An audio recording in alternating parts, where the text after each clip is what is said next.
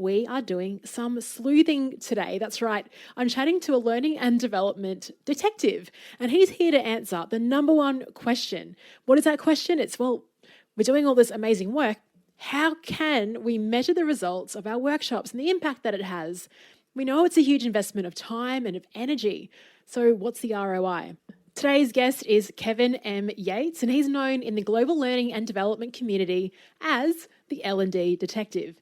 And he answers that question of what is the impact of learning? Kevin solves measurement mysteries and investigates how learning activates performance and business goals using facts, clues, evidence and data. Don't you just love that description and the branding of what Kevin does? I think it's so clever. His career spans over 20 years in learning and development, working in global roles. In this one, you'll learn how to look at the results of the work that you deliver, how you can clarify your targets in order to measure them. We also talk about performance gaps, what that actually means and why it's important to know your baseline and also what you intend in the future.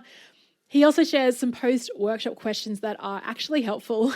And towards the latter part of this conversation, we actually veer and talk a little bit more about authenticity and being brave to show up as yourself. This is incredibly practical and helpful conversation. Kevin, thank you so much for joining us today. Thank you for inviting me. I am really excited to be here. I'm so excited. And it's been, it wasn't really a matter of when we'd talk. Of if we'd talk. It was a matter of when. I've been following your content, see you on LinkedIn, got a mutual friend, Andy Storch, and I just love what you do. But I'll let you share that with listeners. Can you explain what you do and sort of the pivots that enabled you to do the work that you do today? Yeah, that's a great question to kick off with, right? So I'm going to try to describe what I do in layman terms, like in the easiest terms. So the essence of what I do is use analytics and data and facts and evidence to show whether or not after training, after learning, there's a change in behavior, a change in actions, a change in performance, and then how that change in actions, behavior, or performance actually influences or changes a business goal. So I'm all about taking a look at answering the question, what is the impact of training and learning? Or as I am starting to say more often now, has training and learning fulfilled its purpose, right? Because the terminology or the word impact is really getting to a point where it's being tossed about. And it's really getting to a point where it's kind of like a buzzword when people say, I want to measure the impact of training, or what's the impact of training? So I kind of restate that to say what I do is measure fulfillment of purpose, right? And if we're clear about the fulfillment of purpose, if we have a very clear roadmap for intention, for specificity, for the targets that training and learning have, then we can measure that. So we can measure the extent to which training or learning has fulfilled its purpose. So I'm looking at ways in which we can produce facts, evidence, and data to show purpose fulfilled. Does that make sense? Absolutely. And it's probably the number one question that kind of stumps myself and previous guests that have been on the show is how do we ensure that the learning has actually happened? I mean, that's why you do this, right? Because there's so much demand for what you do. I mean, you call yourself the L&D detective. Love that phrase, by the way. Well, it stumps me too. I want to be very transparent about that because one of the things that I believe is important is being honest and being forthright and being transparent.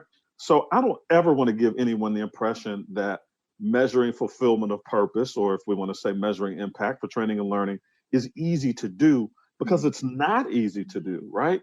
But I believe that not easy does not mean not possible.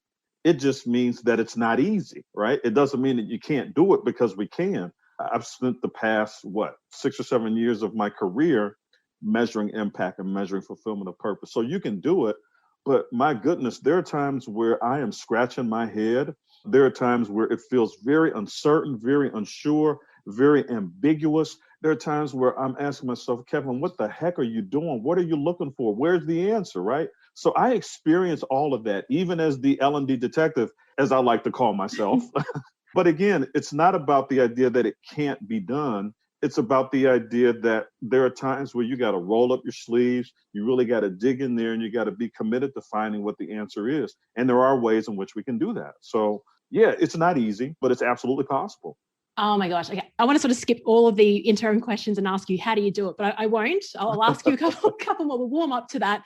I just love that you say you sort of spin it and say, look, it isn't easy, but that doesn't mean that it can't be done. I love that you've got that sort of, there's potential in this. It's let's just focus on it. I think that's great. I had a guest on the show, Alan Weiss. It was a big interview. He's $1 million consultant, and he talks about value all the time. He says everything that you do has to create value. And what he said in our interview is you can have a team that is happy. You can have a team that's communicating beautifully, but you still might not get the business result. And I was like, oh, that's so interesting. And so the work that we do, it's about sometimes a lot of the soft skills, about getting teams working together, about getting them communicating more effectively. But does that have an impact on business result? What are your thoughts on that? Like, is there a hard line between like the work that we do to profit, or like how do we, like, what's that ambiguous zone that we can, potentially measure? Well, the first thing you got to do is define what a result is, because a result may vary from industry to industry, organization to organization, business to business, department to department. So you got to have what I like to call a North Star. So if you're going to answer the question or look for facts, evidence, and data that shows results for training and learning, you got to know what a result is. Because for some people, a result is that we trained 500 people in Q1, right? For other people, a result is that we receive 4 out of 5 in our ratings on our learning evaluations. For some people, a result is that we delivered X number of courses in X number of time. Mm-hmm. So I just shared with you a few ways in which results, and I'm using air quote, a few ways in which results can be interpreted. So I'm going to be a bit more specific and narrow in on my work and what I'm focused on, what results means for me.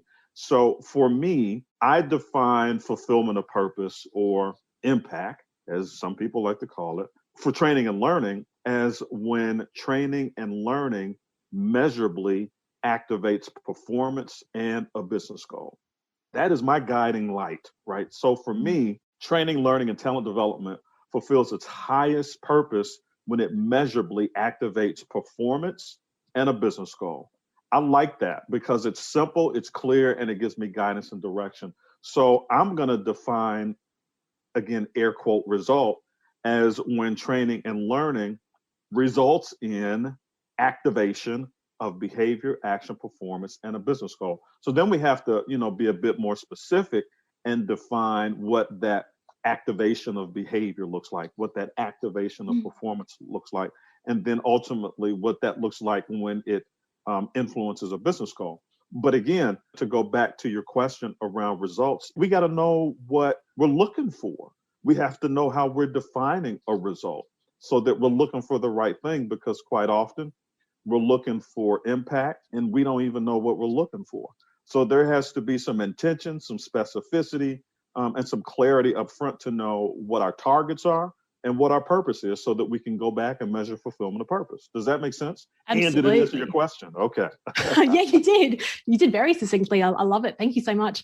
And the question I have then is, one of the first examples you gave me was if we get 500 people through the program by Q1, as an example. And I've heard that a lot. And for me, sometimes that raises alarm bells. I'm like, oh, this looks like it's like a tick and flick exercise. Do you think as facilitators and L&D people, should we then influence back and go, look, okay, we get that you want the quantity of people through this program, but is it our job to then sort of to man up or woman up and take that role and influence? It is our job to woman up and man up at the front end before there is any conversation about training, before there is any conversation about the class, before there is any conversation about the program.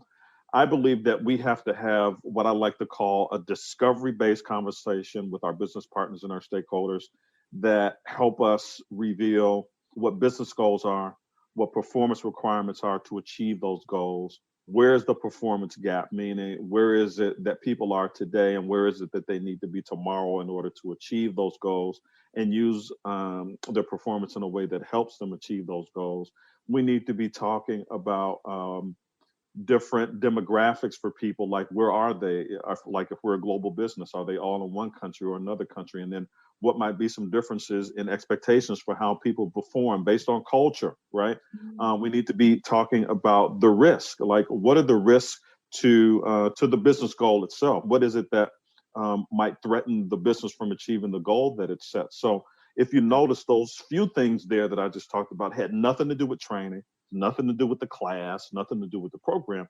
Up front, what we want to do is have a discovery-based conversation that helps us uncover real business needs, real performance needs, so that we are then empowered to really serve as advisors and consultants to our business partners and our stakeholders to say, based on that discussion that we had, that discovery-based discussion, I don't see where training and learning is a solution at all. Imagine that. Or we would be able to go back and say, based on what I've heard from this discovery-based conversation about business goals and performance requirements, performance expectations and risks and threats and all that, here's what I recommend we do. So we are better informed to make a recommendation for the best type of solution that may come through training and learning than we were if we were to just have a conversation that was based on order taking, or as I like to call it, a fulfillment center relationship where a business partner or a stakeholder comes to us and says, hey, training, I want 1 e-learning, 2 instructor-leds, and a side order of PDF, right? That's a fulfillment center type engagement model and relationship. What we really want is to have the types of relationships where we can just dig a little deep and have some conversation around, again, business goals, performance requirements, and what the business is really trying to achieve, so that we can kind of take off our L&D hat, put on our performance consultant hat, and really help the business get what it needs in order to be successful. Yeah, I really love that. That was a long answer to your question, but no, it was perfect. It was perfect. Thank you for providing the context. And also, like, what you did was also give us some really great clarifying questions for our discovery calls. I think that was magic. You pretty much set anyone up to have that. And that's the thing, you're so right. I remember working in a learning and development role for a company, and people just come in and just go, yeah, this is what I want. And it took not some guts, but early on to sort of question it and then say, hey, I don't think this is a learning or training need. But because we are facilitators, we also probably have that bias as well, that we'll default to training or default to a workshop because it is possibly in our comfort zone. One more question around the measurement side that I wanted to get into your story, because you're a fascinating guy. If you don't pick that up already. What do you think about the post-workshop survey? Open question. What do you think about that? Yeah, so the post-learning surveys go by many names: learning evaluation, learning questionnaire, smiley sheet, happy sheet. I've heard it called many things. And to be honest with you, I don't have a problem with the post-learning evaluation. That's what I'll call it. I just have a problem with the types of questions that we ask that don't inform decisions, that don't reveal any actionable insights. So I'm totally okay with surveying employees after a learning experience, after a training program. I just think we got to be a bit more deliberate and intentional with the kinds of questions that we're asking, particularly if we're asking them to give us some of their time to fill out a learning evaluation or a learning survey after a program or after a learning experience. So some of those gratuitous questions we just need to throw out, right? And when I say a gratuitous question, I mean questions like, did you like the instructor? Did you enjoy the food? Were the facilities nice, cozy, and comfortable? I'm exaggerating here, but the essence of what I'm saying is my recommendation is that we be very deliberate with the kinds of questions that we want to ask, and that those questions reveal results that are actionable versus data that we just look at and do nothing with. So I'm all about gathering data through learning surveys, through questionnaires that allows us to take action versus doing those surveys that almost are just kind of habit. A lot of times we do it because it's just what you do after a training or a learning program. But I say make the best use of our employees' time and ask questions that reveal answers that we can do something with. And in so doing, we don't have to have a lot of questions for that. I believe that brevity wins, right? So I believe that there are 3 to 5 questions that we can ask that reveal some actionable insights. And I'm going to give you a little shameless plug here, because in my L&D detective kit, which you can get from my website, which is free, FREE, $3, 0 cents. If you go to kevinmyates.com, you can download a copy of the L&D detective kit for solving impact mysteries. And in that, there are a series of survey questions that I recommend that are actionable. And so I show why you want to ask those questions and what you do with the results when you get the answers to those questions. So to kind of bring it back to your question, I don't have a problem with end of program surveys and evaluations and questionnaires. I believe that there is an incredible, exciting opportunity for us to do a better job at the questions that we're asking, and that we can use the data from those questions that we get to take action. Okay, you can't see me if you're listening to this podcast. If you're watching YouTube, you could see my eyes light up when Kevin just shared the link to that L&D detective kit. We will absolutely be popping that in the show notes. I'm ready to grab it now. If I wasn't talking to you, I'd be on your website right now. But I've got to be present, Kevin. We had a pre-chat, and I think my first question asked you about the pivots and watersheds that brought you to do what you do now. And in that pre-chat, you said that this profession found you, and you really believe in the magic of timing, and the timing is right, things will happen. Can you please share a bit more about that story and that philosophy, particularly if you're, anyone that's trying to build their career or trying to build a business? You want success to happen right now. You want to sort of push that and accelerate the timing. So can you talk more about that statement? I guess that there are examples of overnight sensations and overnight success. That wasn't my experience. And I'm totally okay with that. For anyone who's had overnight success and experienced that, very quickly, great, awesome. That wasn't my experience. My journey has been an unanticipated one, an unplanned one. I look at where I am in my career today, the work that I'm doing, the influence that I have in the global learning and development community, and I continue to be amazed because I didn't intentionally plan to be where I am today in my life and in my career. There are some experiences that I've had that has led me to where I am today that have been very difficult. There was a period of unemployment that I experienced, and that just really crushed my ego. But the interesting thing is that during that time of unemployment, I'm just kind of trying to figure out what the next step was for me, both personally and professionally. It is when my brand started to grow and started to become really strong, because it was a point at which I had to really hunker down and say, okay, Kevin, at this point, what are you going to focus on? What are you going to do? What are your goals? And what are you going to do to get to where your goals are today? And that's when I began to write. I mean, literally write like articles and thoughts and ideas. Yeah. And I started writing and posting articles on LinkedIn. And I was writing and posting articles on LinkedIn about measurement, data, and analytics for training and learning and talent development.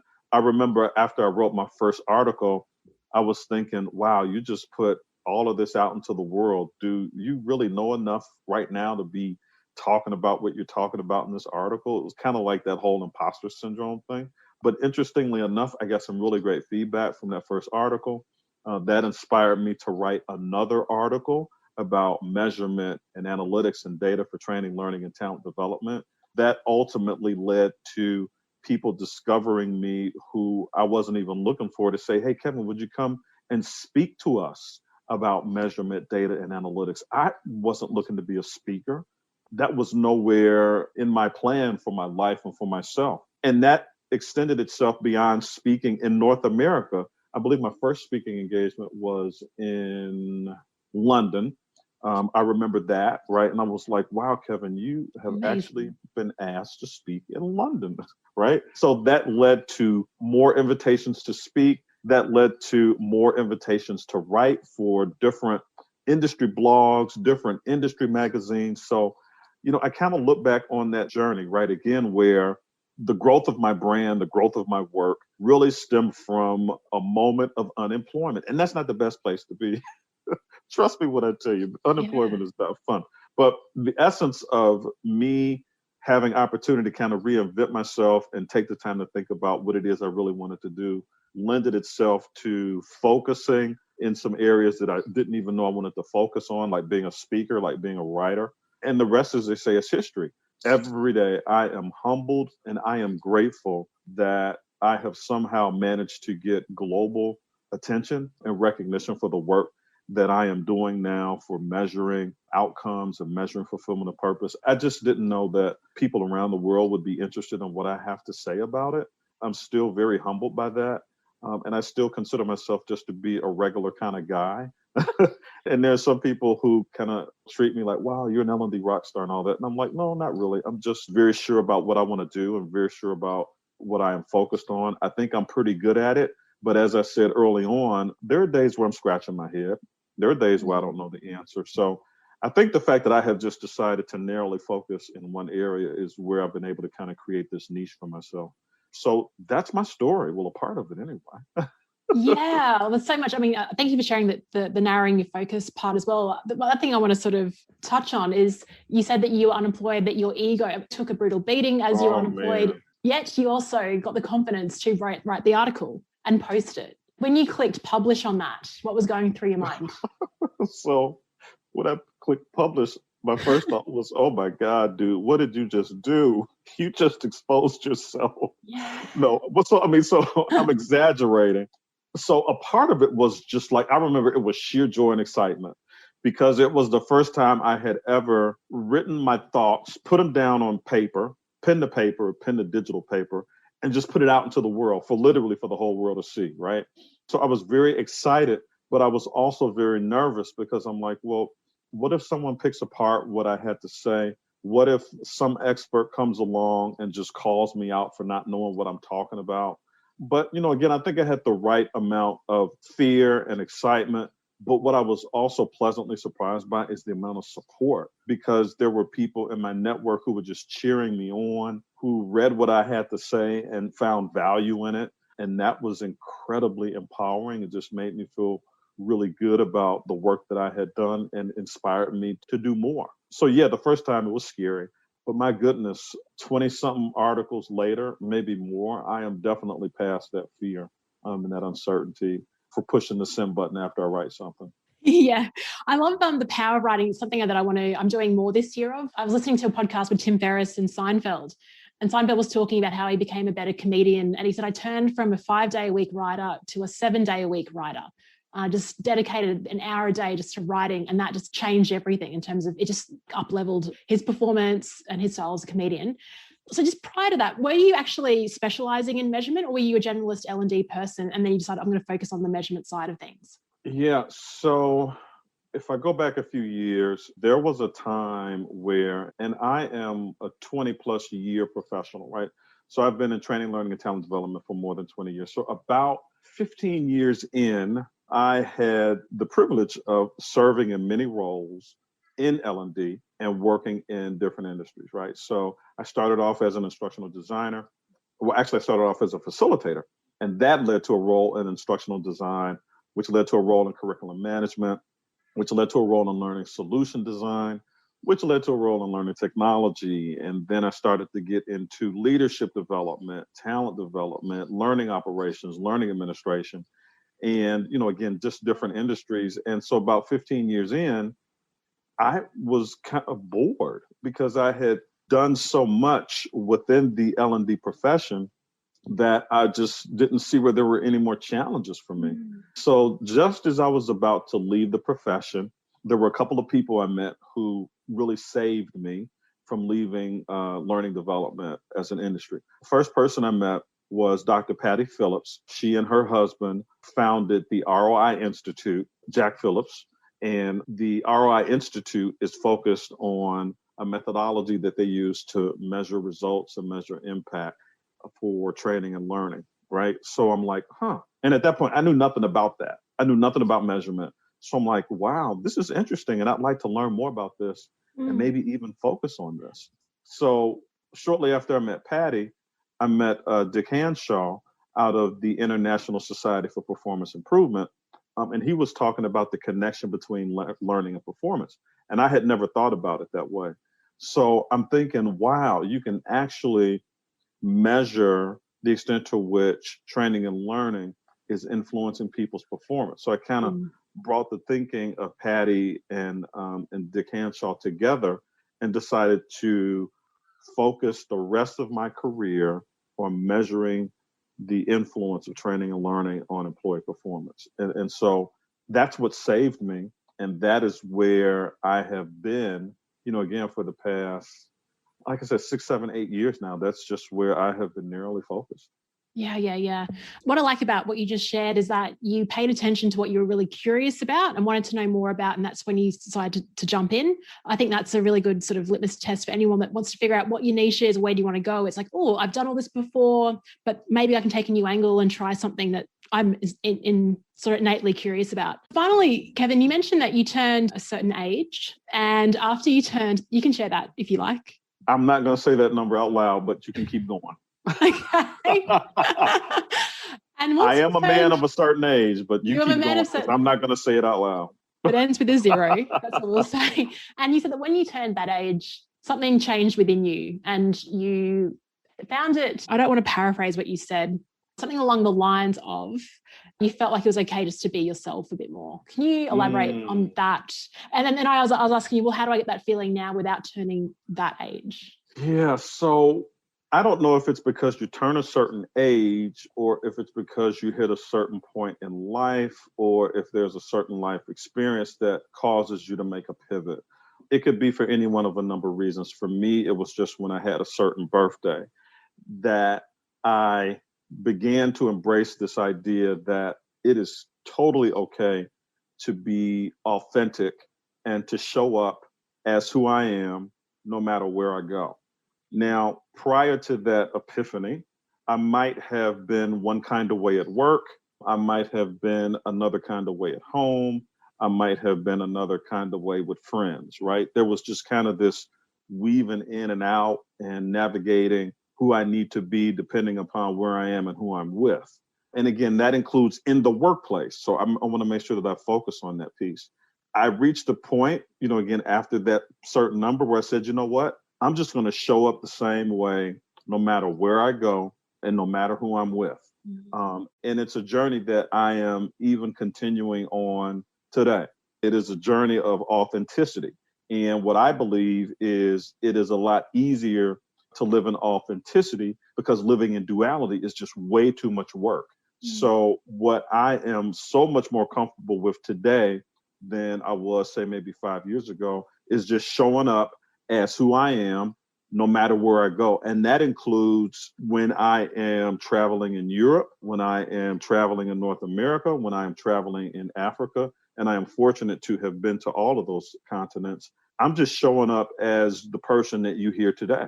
The dude that's talking right now is the dude that you're going to get 9 to 5, is the dude that you're going to get after 5, is the dude that you're going to get on Saturday and Sunday. It's a lot easier to live that way. Again, even in the workplace, I'm totally okay with being who I am. I'm totally okay with taking that risk of not having to turn something on and off because of what I believe perceptions may be about how I say something or, how I might maneuver through something. But I'm just going through life every day trying to figure out how to just continue to be me and not have to be anything other than me.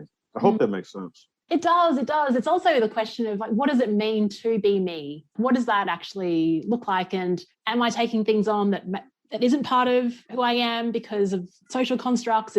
We're getting quite deep now towards the end of the conversation. Well, I'll just so I won't go too deep then, but I'll just say that to answer your question, that you said that begs the question, what does it mean to be me? I think that that's an ongoing journey. I don't know that you ever answer that fully because of the nature of who we are as human beings, which means that we are dynamic and we are continuing to change. The cells in our bodies change every day. Our experiences change who we are. But there is a core being that I believe it's important to connect with because that's where that authenticity is. That's where you find that genuine self, that unique self. But I don't believe that there's this day where you say, well, I know who I am now. I figured it all out, so I can go forth and be me. I think that that's just an ongoing journey. And I think that that's okay. I think it's okay to continue to discover who you are. I was thinking we need to rename this podcast, not first time facilitator, but maybe first time philosopher. Because where we've gone with this. Kevin, I love the work that you do. I admire, I see, if you're not connected with Kevin or follow his content on LinkedIn, do, because like he says, he puts out articles and content that are so relevant to the work that we do. And in terms of marketing, it's really powerful to then connect what you're actually doing, what you're creating, and the results that you're delivering. That is the biggest thing that you can take to future companies or even internally as well. So Kevin, thanks for flying that flag and for going so deep on this topic that all of us really need. It's been awesome chatting to you today. This has been a great conversation. I'm really happy that you invited me to talk to you today. Thanks, Kevin. Great to have an L&D rock star on the show. Thank you.